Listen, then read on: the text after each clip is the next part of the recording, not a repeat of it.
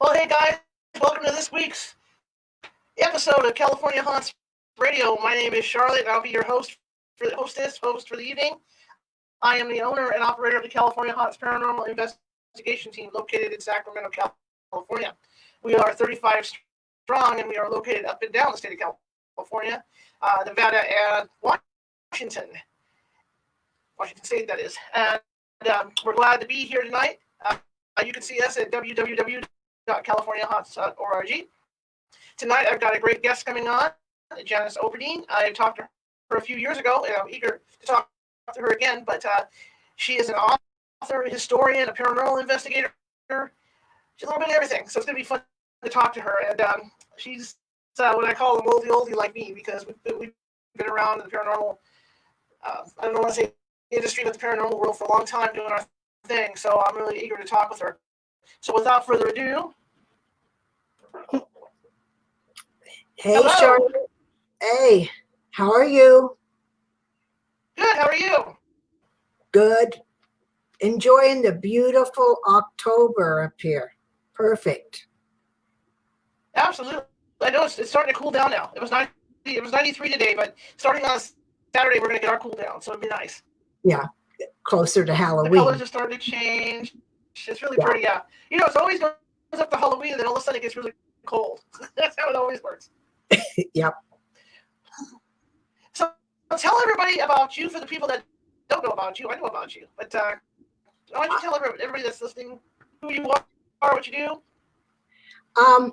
Well, I'm a lot of things. I'm a writer. I've written a lot of books on the paranormal and true crime. And I've written a few whodunits too recently. And I've written one book of fiction. I'm a ghost investigator, ghost hunter. A lot of people don't like that phrase, but it's fine with me. And a researcher too. I like if I find a story like historical or paranormal, I like to research and see how far I can take the story of its beginnings, of why a haunting occurred, and that type of things. Mm-hmm. Interesting. And you're based out of Virginia City, is that right? Reno, actually, at the foot of maybe 19 miles away. Okay. I always think of you as being in Virginia City, because when I go on these things, it's always Janice is up here. Well, I have a lot. Yeah, I have a little. I'm in a co-op, and I have a little shop up there, so I'm up there once a week, at least. Okay. Well, tell me about your research. I know you've written some books about the ghosts of Nevada and stuff like that. Mm-hmm. So tell me a little bit about that. Well, when I became, I've always been interested in the paranormal. Mm-hmm. When I worked in many years in the gaming industry, and the one that looked like, I'm tired of it. You just get tired of it. I'm going to start researching. I'm going to do my true love, which is history and paranormal. And I found an interesting case here in Reno of a man who was lynched here in 1897, Luis Ortiz, on the bridge downtown. So that explained why people had said, oh, there's a man. I've had a lot of people tell me, have you seen the ghost on the bridge? And I started researching him, and I can see exactly why he would be haunting that place, because he was lynched for a crime that never happened. He got drunk. He was a ranch hand, got drunk and shot a sheriff. And in those days, they took him to his doctor's home. The newspaper said, oh, he's not going to live. Luis Ortiz has killed our sheriff. Well, what they did is we had a vigilante group, and I think you guys probably had in California too, the 601. And they took over when they figured that the cops weren't doing what they were supposed to do, and they broke into the jail and took Luis out to the bridge and lynched him. And less than a week later, the man he shot made a full recovery. Interesting. Very interesting. How do you do your research? I mean, I know there's a lot of ghost teams that are having that want to do research too, but you seem to be really great at it, obviously, because you're writing these books. So how do you Well, begin to research? well, Explain it. uh, when I first started at that time many years ago, uh, there was no internet. So what you had to do is you had to go to the library. The Historical Society is still a great place, or that's a great place to start. But in those days, they had they still do, as a matter of fact. We need more funding for our museums and our historical society, but the microfiche, those, what Mm-hmm. machines are. Oh man, those. Right, those old microfiche. I did one at Truckee. My husband and I went to Truckee to do some research, and we expected a room, at least a 9 by 12 room. They put us in a little space underneath the stairs, and honestly, there was no light. You couldn't see anything, and that's basically how early research was. I like, if I can find old postcards sometime, you can find some interesting research there. You may not believe it, but I found a lot in Goldfield that way, from people who had written at the time when things were going on in Goldfield, people that were involved with it, old books, diaries, whatever. That's how basically I start. And you diaries is another good way, I guess. Interesting. It's just where do you find the diaries? I mean, do you find them in bookstores? Do you go to libraries, or how do you? You know what? A lot of times you can find them at the historical society. Say, people Okay. who were involved in the Donner Party, you know about that from California. Right. Um, Right. they have a lot of the diaries and things like that that the people that were involved in that wrote. And then I believe a couple of the people who are involved, their diaries have actually been published. So that's a good way to start, is the historical society, and sometimes the library. Okay. Yeah. Then just go from there. I know I've used this historical society several times up here in California. Mhm. Tell me about the Goldfield. I mean, it's been on TV a couple of times. What's Oh, going on with that? you know, I don't know, but I'm going to tell you something. It truly is haunted. Okay. You remember when the first time ever when Zach went in there and had a brick thrown at him? A lot of people said, "Oh, that didn't happen." That did happen. I wasn't there, but I know how haunted Right. that place is. And the man who owned it at the time used to let us go in. We did a lot of investigations over the years with Virginia, but he's older now. I believe he's like 93 or 94. And I think his son has taken over. And I've heard, and I don't know how true it is, but I've heard that when the son took over, that's it. Nobody's getting inside there. And Okay. that's kind of sad. But yes, Right. that place is weird, Charlotte. And you go in there during the daytime and you might say, "Oh, this place, it's not haunted at all." But as soon as that sun goes down, man, that it just changes the whole atmosphere in there.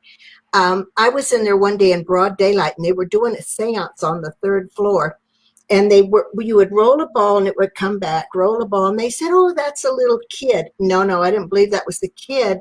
I had heard that there was some, short people in there who were not very nice. So I went Right. downstairs in the lobby to get a Coke, and I thought, well, I'll just let them stay in their seance. And I reached in to get a Coke, and something grabbed my ankle. And I said, "I know you're not a kid, and I know you're not nice." And I drank my Coke, and then I went to the far corner where used to be the dining room and was going to try and get some EVP. Well, I got Mm-hmm. some pretty vulgar F bombs, is what I got. So I figured, yeah, whoever that was didn't like me too much that day.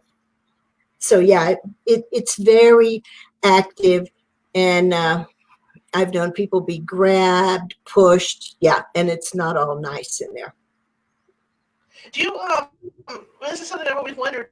Do you have psychic abilities at all, or do you think you do? Yeah, I do. But I do, and I believe Okay. that everybody does to a degree. You can go in a place and you can just sense, you can just feel it. Have you ever gone to a place like, say, you go to a hotel and a restaurant and you don't like this place. There's just something you can feel and you think, man, I don't like this. Something really bad happened here. Yeah. But I think everybody has it to a degree. I don't know. Maybe they don't pay attention. A lot of people, if you say you're sensitive, they look at you like you're odd. You know, just part of it, I guess. I got you. What do you think is the most active place in Nevada? Okay. Currently, there's so many, but I would have to say if we were able to, I would say it's a toss up right now between if we were able to get in the Goldfield or maybe the Union Brewery or the Washoe Club up in Virginia City, I'd have to say right now, currently. I believe sometimes, you know, you have spirits there and our ghost and they'll be there for a while and then they'll get bored for whatever reason and they just move on. But that hasn't happened to those places. Yeah, we had some real incredible stuff happening at the Washoe Club. I was there probably about 8 years ago. And it was pretty incredible. I mean, we saw full body. In fact, Jill was with me at the time. Yeah. Jill Smith, Gucci. Oh yeah, I know. Yeah. And we were at the command center up in the that big ballroom area, and we were just sitting there, and we saw what I thought was one of my other investigators walk in through the door. And that's before they even had the stairs done, you know, because it was all dark, and so I told everybody to like buddy up so nobody would fall. And we saw this. She didn't see it, but I saw it, and I saw this gentleman walk in, and he looked almost like an off orange color, and he was dressed in black like our team. And I thought it was one of our team members. And he came in and he walked around the edge of the table and then disappeared. Yep. You know, we did with Zach. Well, I'm not sure. 12 years ago, I'm not sure, but it was right after he got his TV show. We were doing he did a conference up there. I don't know. I don't think he called it a conference, but he, you know, basically that's what it was. And we were doing a seance up there in the ballroom. And Dave Schrader at this time they were provoking. You know, I think they've since learned their lesson. And Dave Schrader saying, there was Nick and I was holding Nick's hand and another person. And then Dave Schrader saying, go ahead and slap me. Go ahead and hit me if you dare. And whatever. It slapped the back of Nick's head, and I felt his hand get really, really cold. So Dave Schrader was provoking, and poor Nick got the worst of it. Yeah, that's an act when that ballroom. Well, there's a lot of shadow people all over that place. You know, like when I had people setting up cameras in there, and they were just telling me that, you know, that they could see people off on the corner of their eyes while they were setting up the cameras. Yeah. You know? Yep. And then that one room, I don't know what it is with that one room, but it feels like the floor is moving under you. Yeah. Is that that's not where it's like maybe it's close to where the man hanged himself in the closet, or I'm not sure. You know, they've done it really nice now. When's the last time you were there? It's all cleaned up now, not like in the old days. Yeah, not like there. Yeah. I haven't been up there in a long time. But I remember walking in because they took us on a tour during the day before we were going to investigate that night. And I remember getting in this one room, and it was level with the ground. And I don't know if there was something about bodies or something in there. And I remember feeling the floor spin under me. And I looked behind me at the investigator behind me, and I said, "Are you feeling that?" He goes, "Yeah, the floor is spinning." Yeah. I was just going, "Wow, it's going to be a wild night." We had an experience in there with shortly Mark and Debbie Constantino after their death. Dave Schrader, we were doing a show with Mark's sister and his brother for Dave Schrader. And afterwards we went in, they were using Mark and Debbie's equipment, their old recorders in there to try and communicate with them, and it was really eerie watching them use Mark and Debbie's equipment. You know, it was very strange. Right. And the sister called for Mark, and there was, I think, 7 of us recording. Very clearly, she got Mark saying Mark, and that, you know, he had a very distinct voice. Okay, and Right. about we're all excited. Sandy got a hold of Mark, and we hear a woman screaming. We're thinking, who is that? Is that Debbie? I mean, and we had 7 recorders. Not one of those recorders recorded it. People were saying, oh, that's somebody in the bar. No, because if it would have been, we would have picked it up. 7 recorders. We Mm-hmm. didn't pick it up. And I think Debbie Bender said, well, if that's you, would you like to say something to us? And she never said a word. But I do believe it was her. She just didn't like us talking to Mark and ignoring Right. her. Because Right. some people, they've seen her up there. They believe that she's there. Interesting. Very interesting. Mm-hmm. Yeah, I can believe the washing clothes. You know what I've never done is the Opera House in Virginia City. I've been dying. I hate to say dying. Oh, that is, Sorry, guys. The word dying. I'm dying. they're doing things up there now for Halloween. I'm not sure if they're allowing investigations or if Debbie Bender, she's the one that does the Right. ghost tour. They're doing tours or investigations or something up there right now. And that's pretty unusual because 20 years since they allowed that, they kind of stopped that, which is a shame. But yourself, you're in California, the Thunderbird Lodge used to allow people. And all of a sudden, once I think the college owns it or something, they don't want anything to do with us. You know what I mean? They don't want to hear anything or have anything to. I had a guy there tell me, well, if you've got $10,000, you can come in here and do a ghost hunt. And I thought, man, I could get 10,000 ghost hunters to come up, each give him here's my dollar. Yeah, but you know how they are. Yeah. You're in California. A lot of that happens. Right. I think it depends on who's running it, who, like you say, who the owners are. Yeah. And I think a lot of things too, and I hate to say it, is a lot of these TV shows have kind of ruined it for people because they're coming in and paying these places to go in, and so now when teams want to go in there, these places want to be paid. And I think it's kind of ruined it a little bit. You're absolutely right. I believe that they have deep pockets and they can go in and say, well, here's my 5, here's my 10,000. And they expect all of us that we all can do this. Yeah. Mm-hmm. I mean, we could if we had a TV show on the Travel Channel or Sci-Fi or something, paying it, but we don't. So. We don't. We're just little guys with video cameras, right? Yeah. Going into these places. Yeah. Just like when I go to film in these towns, I try to explain to the film commission, hey, I got a cam. We're just walking down the street. We're not blocking traffic. I'm just a little guy trying to film my team. That's all, Yeah.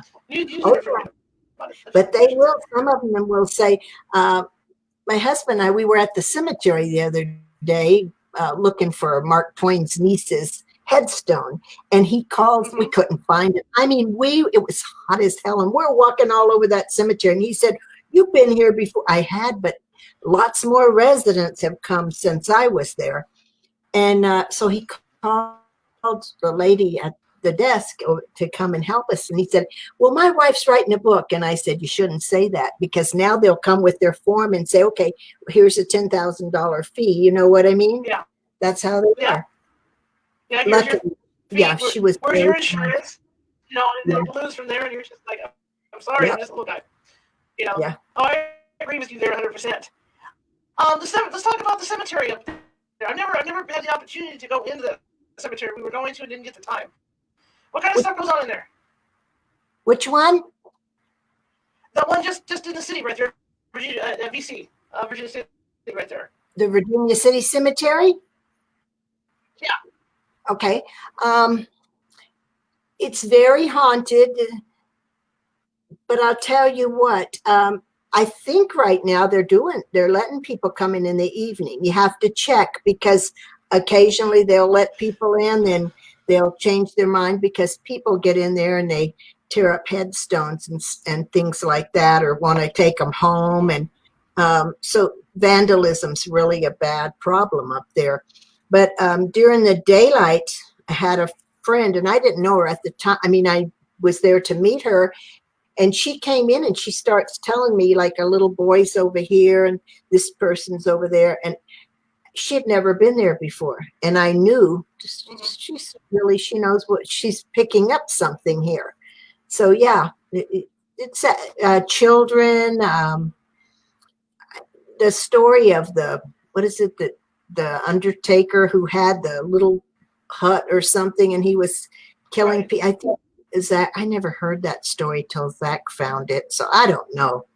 But yeah, Right. you can encounter ghosts and things in there. It's really cool, Interesting. but you better have a good flashlight because there's drop offs and stuff like that in there. Right. Right. Because yeah. Now, a place that I've had experiences too, and my friends always think it's a joke, is the Museum of Ill Repute down there in the downstairs area. That's just a red light museum down there. And I know they always warn you about there's something that's menacing that's in there. And nobody I've gone in has had any bad experiences. I'm the only one I think that's gotten physically ill in there. Have you had any experiences in it? I've done some things in there. I've not encountered anything in there, but I'm not sure if they're still running it or not, but I Yeah. would think some of the things, and I believe that ghosts or spirits can attach to objects, and they could bring something in and they've got a haunt because they've got a ghost attached to it. And I think that's probably some of what's going on. There's a bar up there. It's the cigar bar. It's right next to the Union Brewery. And there's a legend that in their basement, Julia Billette, when she was murdered, the mortician was so in love with her that he didn't want to have her buried out somewhere. So he buried her body in the wall. Now that's the legend. Right. And I've talked to a lot of people who didn't know that legend, who've encountered spirits and at one moment that could be Julia Billette in there. So, That's interesting. yeah, the way she So go ahead. was killed, yeah, it's possible, murdered. So, Right. Now, for people that don't know who Julia is, she was a madam, correct? yeah, she was a prostitute. Yeah, and she was so respected by the miners that they put her portrait up at the bar up there, up in the saloon up there, and her dress is all silver dollars. It's really cool. Yeah, but the men respected her. The women didn't like her too much. Their wives didn't care for her too much at all, but the men did. Now, talking about the silver dollar one, there's kind of I think it's interesting. That came about, a man, Eaton, Mr. Eaton, was married to a woman named Jerry Eaton, and she suggested he get a painting done and have all those silver dollar lady, and he did. And he had a picture of himself and Jerry here and there, made postcards out of it, and his wife had suggested this. Well, several years later, Jerry died under mysterious circumstances, and it was disputed circumstances. They said she was cleaning her gun and shot herself. Others said she shot herself because he was running around on her. Well, she hadn't been dead too long. He takes another wife. And what do you know? He starts making new postcards with the new wife on the, talking about she's the one who did the silver dollar thing. So I think that's kind of funny. That is kind of funny. That's really odd. And isn't it true? The legends of the silver dollar or the bucket of blood. Yeah, it's haunted by a gentleman who had a heart attack in the building, like on the stairs. So there's some place like that going down there, if I remember right. I don't know, but it's possible. Yeah. I've not done too much in the bucket of blood. That's a crazy place. Virginia City is a great place, guys. If you ever get a chance to go, it's very historical, and you can understand why it's on it. It's like going back in time. Yeah, it is. It's very unusual. Yes. Tell me, I've never really read anything up on the Union Brewery. Tell me about the Union Brewery. Okay. My friend Dawn owns that, and when she decided that she wanted it, and her husband bought it, and she lives in California. She has her business and everything in California, so she would leave him in Virginia City, and he was working on remodeling and stuff because the place was a disaster when they bought it. And he had a little bit of activity up there. Well, he died. I'm not sure how he died, but he was in there about a week or two before Dawn got worried and had them go check, and they found him dead in the part that's turned out to be her apartment. She has had friends up there, and they've been grabbed. Almost, I hate to say it, but almost sexually assaulted. And they don't know, it's an evil entity, and they don't know who it is. It's not her husband. They don't know who it is. I was up there one day, and I was talking, and everybody else was over here. I was standing by the dining table, and something just grabbed my sweater like that. And I kind of jumped. I don't know. So Dawn said one night she woke up because this thing just lifted her bed right off the ground. And that would be scary. That would be scary. And she's tried a lot to get rid of it. Most of the activities down in the basement. Well, I told Zach about it, and he came up about a year ago. He came up and investigated it. And I don't know if Dawn, if she still has a lot of, I believe she still does have activity there. But yeah, and just another bar. I mean, it was a biker bar back in the day. Probably no more murders there than any other place. I mean, but this is really a negative, that's what Zach said too, a really negative spirit there. Huh, maybe it's one of the bikers. Maybe, who knows? Maybe. Wow, I'd like to get up there. You never know, those guys are still doing their things. Yeah. So I know you've written a lot of books. I was looking at more than 30 books, right? About, yeah. Give or take, yeah. Yeah, give or take. And that's incredible. What was one of your favorite books to write? Okay, probably one that affected me a lot was about the youngest person ever executed in Nevada. He was 15 when he was a runaway from Indiana, and he got stopped for being in a stolen car. And the cop in those days, he didn't have any, he wasn't driving a police car, he wasn't wearing a uniform or anything. And the kid got scared, and they got in a fight over the gun. The kid pulled a gun, and the gun went off, and the cop was killed. So the kid was put in prison at 15. He was executed at 17.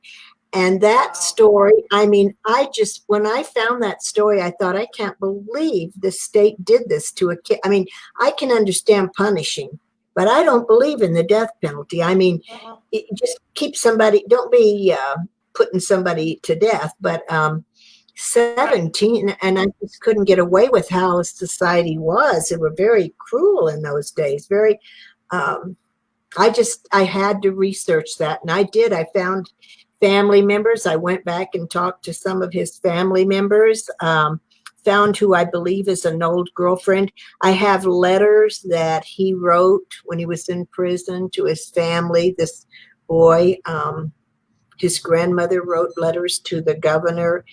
It was just really fascinating, and it just grabbed me. I just felt compelled to tell this kid's story. To pull at your heartstrings with that, because he was so young. I can see that. I can see that.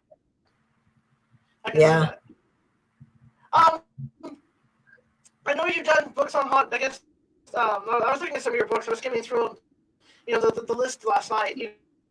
Haunted Reno, Haunted Virginia City, stuff and things like that. You get a lot of, like when you're writing these things, do you get a lot of cooperation from the people that own the buildings? Is it easy to get that cooperation?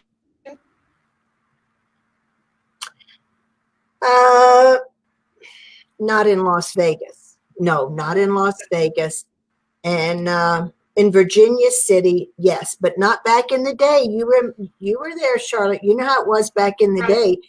they didn't even want to talk about it. We had to beg. But nowadays, yes, in Virginia City, pretty much Tahoe, but Vegas, no way. They don't want anything to talk to you about ghosts.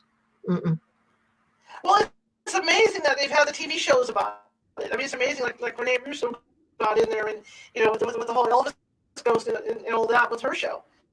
Because I know it's hard because we tried to get into that wax museum, to make arrangements to go in there, and we can't get anywhere at all with that. And I see where you're coming from with it. What do you think that is? It's because on one hand they want the PR for the TV shows, but on the other hand, I guess maybe they just don't want a bunch of people going in there.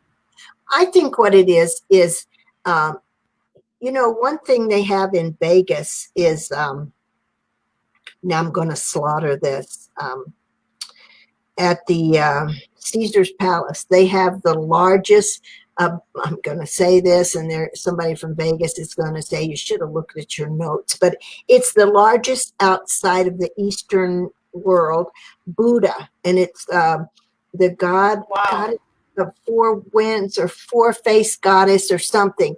And a lot of people go there and wish that they're going to, they make prayers and offerings to this goddess. I think there's a lot of superstition with gamblers. And Vegas, that's what they cater to, is gamblers. And they don't want anything that a gambler might say, oh, that's negative. There's a ghost in that casino. They don't want that. They only want, oh, yeah, I'm going to get lucky and I'm going to hit the $1 million jackpot and da-da-da. That's what I think it is. Right. Yeah. Okay, yeah, that makes a lot of sense. They just don't want that PR, don't like that going out. In doing your research in Vegas, where do you think the most active place is in Vegas? Well, every place that I thought was active, they've torn down and made a damn parking lot, and that's a fact. I would have said Liberace's restaurant was very active, but it's gone now. I mean, they've closed that up. I don't know. It would be really hard to say because most of the places that I would have told you, they're not there anymore. Yeah, that's how Vegas is. Maybe the land is still haunted. I don't know. I just couldn't say off the top of my head what I would think would be maybe Zach's museum. I don't know. He's got all the stuff in there. It looks like it would be. Have you been there yet? Right. Did you ever get a chance to get in the wax museum at all? What's that, Charlotte? Did you ever get a chance to get into that wax museum at all? No. I think it's a bad thing when you say you're a ghost. I think it is. Yeah, I don't think they're very, welcoming. I hate to say it, but that's how it is. Okay. Absolutely, I understand. But I think it would be very, Pardon? very haunted. I mean, yeah. Wouldn't you? Oh yeah, absolutely. Because if they made a statue of you, wouldn't you want to go see? And if it looked like you, I would. I would. Yeah. So I think it what would surprised me. I hate to say this. You know what surprised me? I went to that wax museum in Vegas. And it surprised me how good looking Bugsy Siegel was. I was looking at his eyes. He's got these piercing blue eyes. I couldn't believe it. Yeah. But I can see it. I can see Elvis still. I can see Elvis still wanting to perform. Put his jumpsuits on and do his thing. Where that's probably the happiest time you had for a long time. You don't want to leave, so why not? Why not hang out? Just like the lobsters. Why not hang out? That's pretty cool. But Las Vegas is like Reno on a grander scale. In that, they don't keep any historical. They just clear it out and build something new. It's kind of sad in a way. I guess the ground could be still haunted, but that the building that you can't go in and see. Have you had a chance to visit Zach's museum? No, I haven't. Have you? No, I have not. Well, I take it back. I was there just before he opened. and I'm sure it looks much nicer now because it looked like a wreck then. But like I said, it was before he actually opened it, and he had this beautiful chest. I would call a Bombay chest, and the wood inlay was beautiful. And I'm the type person that looks so I wanted to touch it, and I'm walking over there and he grabbed me and said, "Don't touch that. It's cursed." Okay, yeah. So yeah. What do you think of that? What do you think of people that collect that stuff? I know John Zaffis collects it. I don't know if I want to have that stuff in my possession. I think it's cool if you don't. He doesn't have it at his house. I'll bet he has it there. Right. I think it would be fascinating to have to be able to do that. I wish I could have some of the things he has, but there again, you don't want that at your house because that stuff has very negative energy. Oh yeah. Yeah. But I know people that collect that stuff and have it in their houses, and it's just I don't understand it. I just don't get it. I don't either. You're just asking for trouble. Maybe they're just not sensitive to it and it doesn't bother them to connotate. I don't know. It would bother me, I think, to have a lot of it. But I think in years to come, he's going to be more famous for his museum than he is his show. I really think that is going to be his contribution to the paranormal. Yeah. Yeah. Not saying his show is not good. Yeah. Right. Now we're talking about that, being sensitive to that stuff. Do you think, I forgot where I was going with this. See how that works? Oh, do you think people's mindset has a lot to do with their experiences with the paranormal? What is it that has a lot to do with their experience? Because, there's a lot of skeptics out there that have no experiences at all. And then there's people out there that have a lot of experiences. Do you think it's just the mindset or what? No, I don't think so. And this man who up at the shop where I'm at in Virginia City, Bill, he will say, "Oh, the only people who have ghost experiences are ghost people who believe." And I think I can't wait till you have an experience. And it's a fun thing when you see a skeptic have a ghost. I think if they do have experiences, they're just not realizing. They're just not, people say, "I never saw a ghost." I want to know how you know, because I've seen ghosts that look just as live as the rest. You can't really tell, Right. Right. So no, I don't think so. I've heard that though, I think ghost people are more receptive, but I don't believe it causes them to have the experience. Well, I have to admit, even as a team leader, I get a kick out of watching the skeptics on my team have their first experience. Yeah. Because they'll sit there and they'll crap on everything you do, and then all of a sudden the tone changes, because they've had this experience. I just think it's the funniest thing you can sit there and watch, Yeah. You're right. It is. I'm going to tell you, Charlotte, going back to Virginia City a minute, years ago, a former daughter-in-law and I were up there. She had never been to Virginia City, so it was daylight, and we see this old man walking toward us. And he looked like he was 110. I'm not kidding, maybe 120, and he looked really gray. And he comes up on us, and as soon as he passed us, I said to her, "Man, he looks like he died last week." And we started laughing. We turned around to look at him. He was gone. And I thought, "Oh my God, maybe he did die last week." It was the weirdest damn thing. That's funny. You never know, No. And I want to clarify too, what a lot of people don't realize is Janice and I go back a lot. No, we haven't been friends. We've been Facebook friends for a long time. But as far as the paranormal world goes back, we're like the old timers now. Yeah.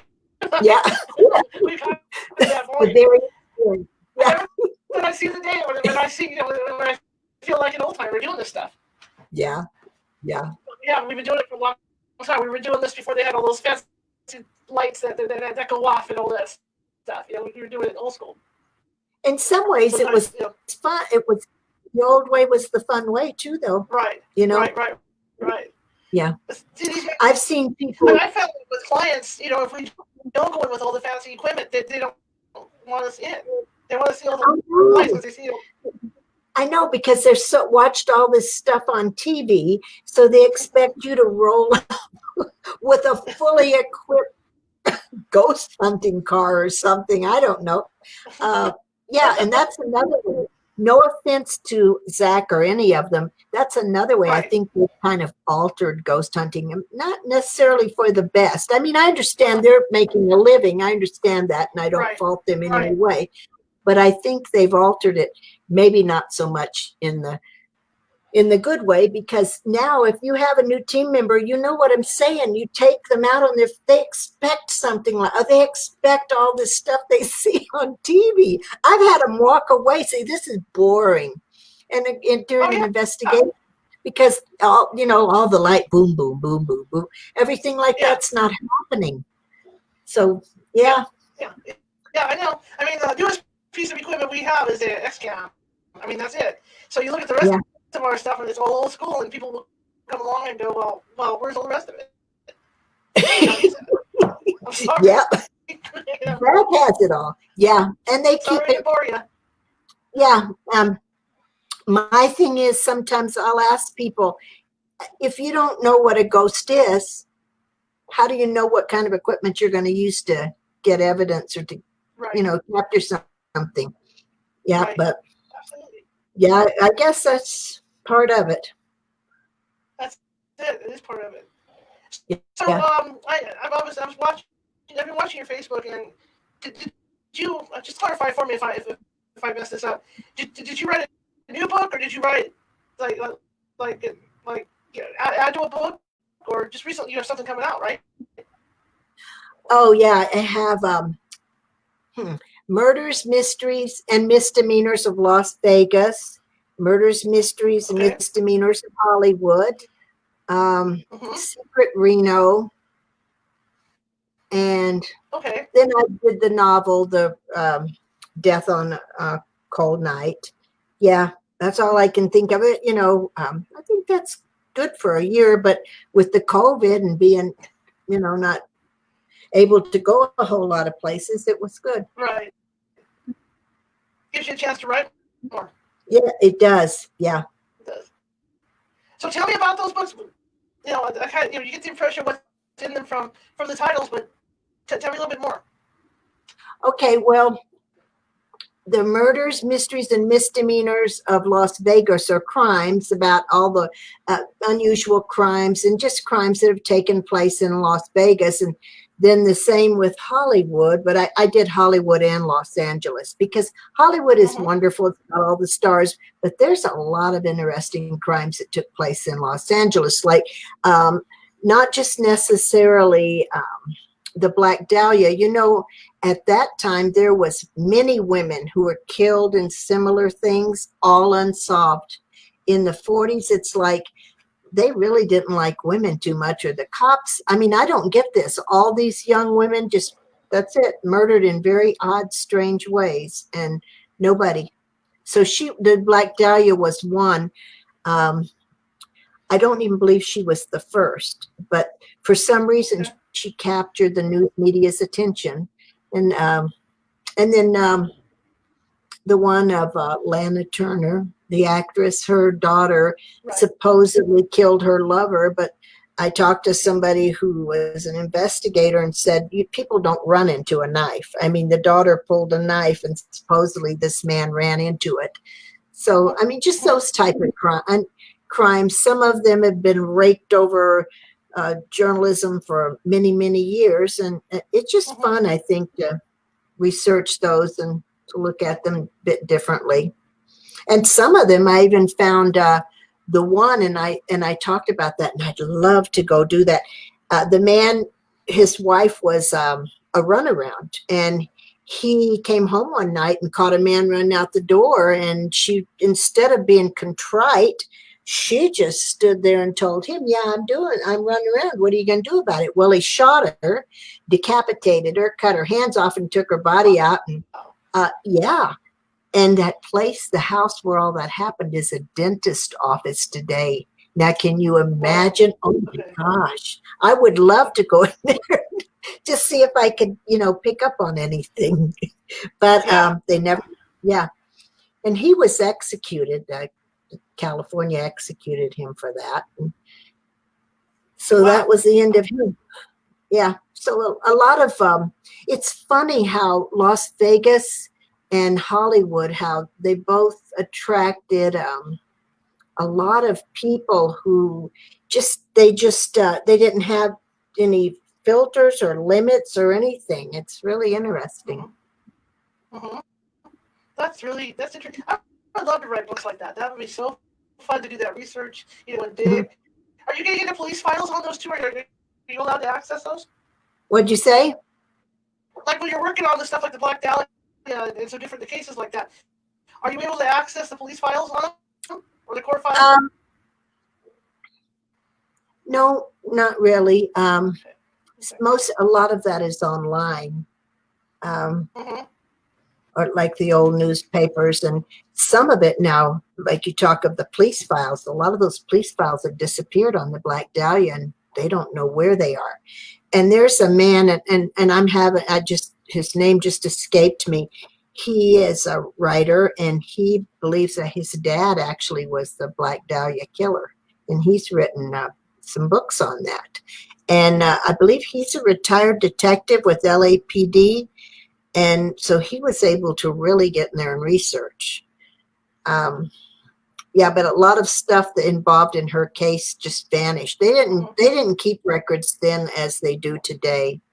Some, but not. If you want to look at prison records of somebody who's executed, you have to actually wait until they've been executed. I mean, they've been dead 50 years before you can even look at the stuff. So, Interesting. yeah, it's crazy, but that's how they do it. How long does it take you when you research a book like that, to write it? How long does it generally take you from start to finish to, get the information you need and to put the book together?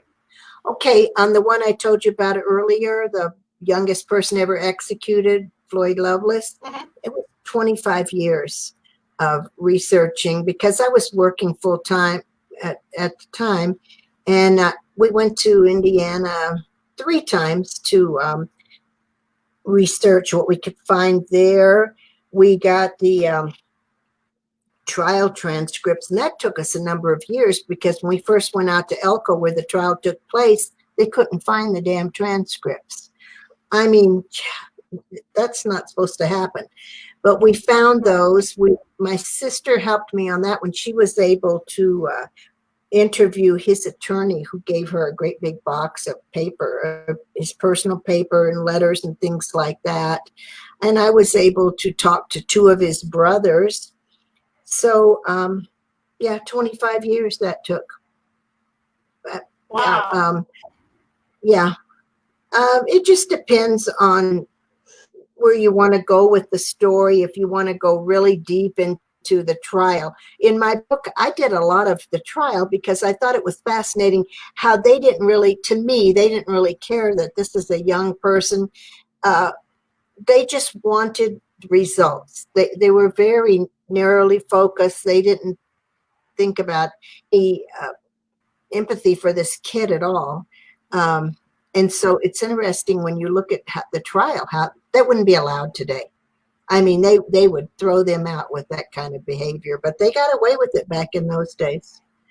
So I've had friends and I've had people say, "Oh, you put too much of the trial in there." It just depends. If you want to go on the trial, then you have to research all of that. If you want to go like on what was how did the public feel about this crime? How did it affect the public? Then you might go, there's a wonderful site, newspaperarchives.com, and they have all the old newspapers from all over from the 1600s. You might go there and look and see what people had to say. Or in the case of the Black Dahlia, the Historical Society back in Massachusetts, where she was from, has some stuff on her too. So yeah, it depends on which focus you want to go on the story. Interesting. And do you have? I mean, when you're working on this stuff, are you working on like 3 or 4 books at the same time? Um, I have been. I have been. I have a bad tendency to take a lot of stuff, and then I think, why did I do that? I have been lately. Yeah, I did with the Hollywood and the Vegas books. That was for the same publisher. So yeah, I worked on the because a couple of stories like Bugsy Siegel's death. Part of it took place in Las Vegas, and then the other part took place, of course, in Beverly Hills. And then Barbara Graham, the woman in in California that was executed for the killing of a lady in Burbank, she had a connection. The story has a Las Vegas connection. So, and then the two guys, the two Tonys who were killed gangland style in California, they actually robbed a Vegas casino, and the mob came after them and killed them. So yeah, sometimes you say, okay, I don't want to put that part because that goes in Vegas, and yeah, sometimes I am. And so far, knock on wood, Go ahead.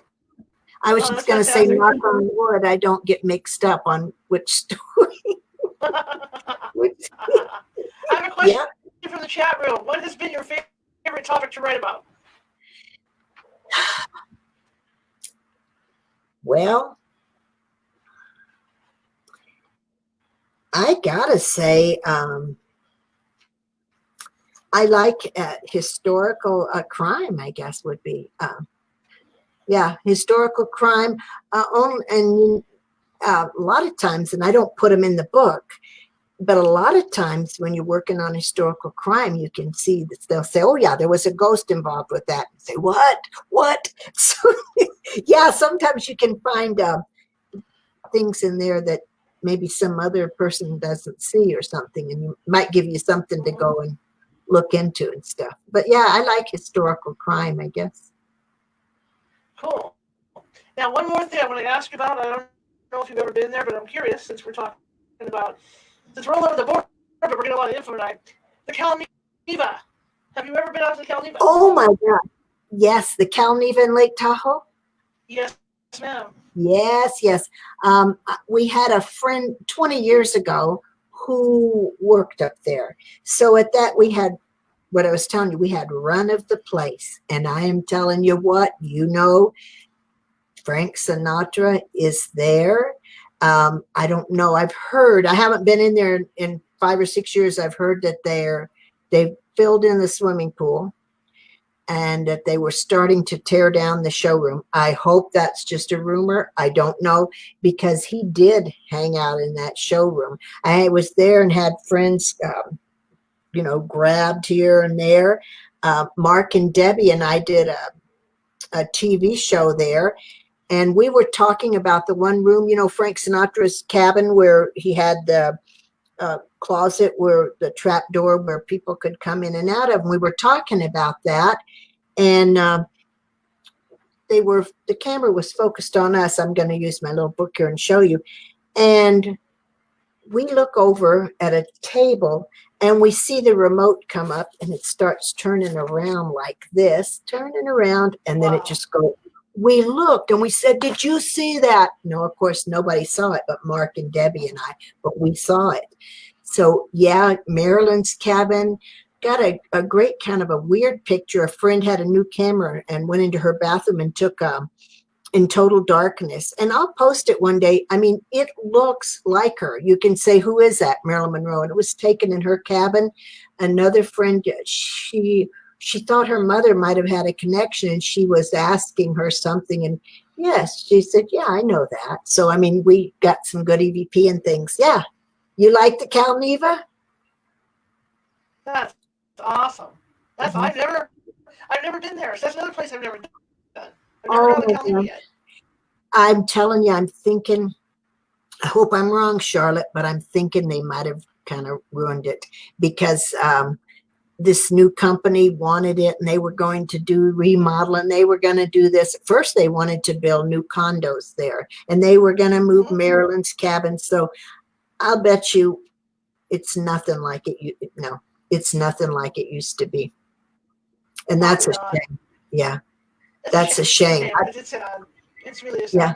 sad. It really is sad. Oh my gosh, this hour flew by.